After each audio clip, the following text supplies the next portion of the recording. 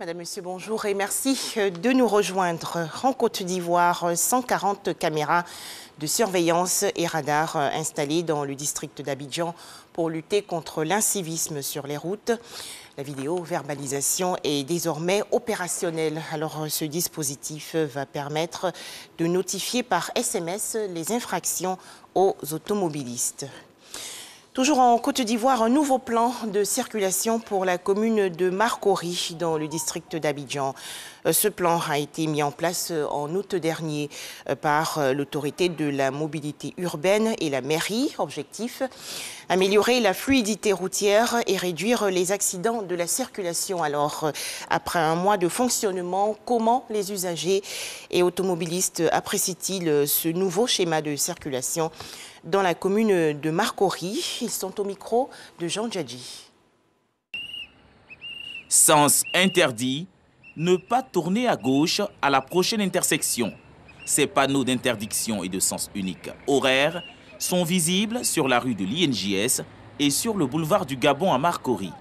À divers endroits de la commune, ces nouveaux panneaux sont censés lutter contre les embouteillages et les accidents de circulation récurrents. Avec une hausse de plus de 13% d'accidents sur les routes à Abidjan, ce nouveau plan vient à point nommé pour certains usagers. Les nouveaux panneaux sens interdits qu'ils ont fait à Marcory ici, c'est très bon, ça nous a arrangé, ça a rendu encore la circulation encore plus dense. Vraiment, si ça peut continuer comme ça. Ici, sous l'échangeur non loin du quartier Anoumabo, de longues files d'attente de véhicules sont souvent constatées aux heures de pointe, malgré la présence de ces panneaux. Transporteurs et autres automobilistes s'en plaignent. D'habitude, pour quitter le terminus ici, arriver au pont, à l'échangeur, facilement moins de 5 minutes. Aujourd'hui, il nous faut minimum 20 minutes. Bon, quand c'est les heures de pointe, là, ça va au-delà. Malgré le succès mitigé, ce projet reçoit l'approbation de la mairie de Marcory. Quand les gens de Cocody, par exemple, ils finissaient avec le péage qui prenait le pont, arrivé du côté de l'INJS, il y avait un embouteillage tous les matins du péage jusqu'à sur le pont de Gaulle.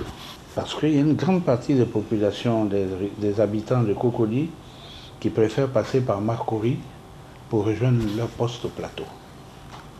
C'est plus fluide que de l'autre côté. Alors cette fluidité-là, nous on a trouvé que ça ne suffisait pas. Ce n'était pas de la fluidité. Aujourd'hui, vous allez vous regarder, il n'y a plus d'embouteillage, il n'y en a pas. Initiatrice du nouveau plan de circulation à Marcory, l'autorité de la mobilité urbaine dans le Grand Abidjan, AMUGA, veille chaque jour au respect des mesures. Maintenant, ce qu'on voudrait vous demander, c'est qu'à l'avenir aussi, on puisse respecter ces mesures. Parce que sinon, voilà, c'est ça, sinon ça va créer plus de désagréments à tous les usagers. Après un mois de mise en œuvre du projet, l'AMUGA rassure les automobilistes. Nous constatons que sur la ligne de la voie 11, par exemple, les gens sortent des quartiers et vont très souvent en sens inverse. Ce qui a pour effet de créer plus de difficultés de circulation, notamment au carrefour City-Dia, les soirs, tout cela. Et nous avons également des stationnements beaucoup plus importants juste après donc, le carrefour au niveau du marché et des personnes, des demi-tours qui se font à la descente du pont d'Anoumabo. Donc toutes ces questions-là créent effectivement des difficultés de dégagement les soirs. Et ça, nous le comprenons et c'est ce que nous sommes en train de traiter.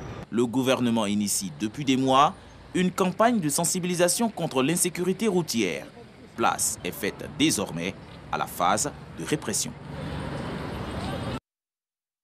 Ce drame survenu à Korogo, dans la région nord du pays. Les intempéries ont fait, il y a quelques jours, un mort et 2 blessés graves.